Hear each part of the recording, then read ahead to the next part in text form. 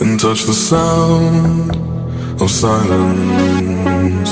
And in the naked light I saw 10,000 people, maybe.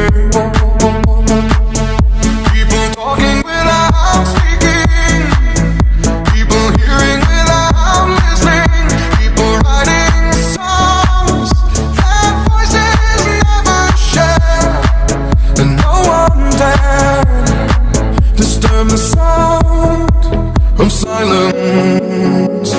Fool said, "Are you do not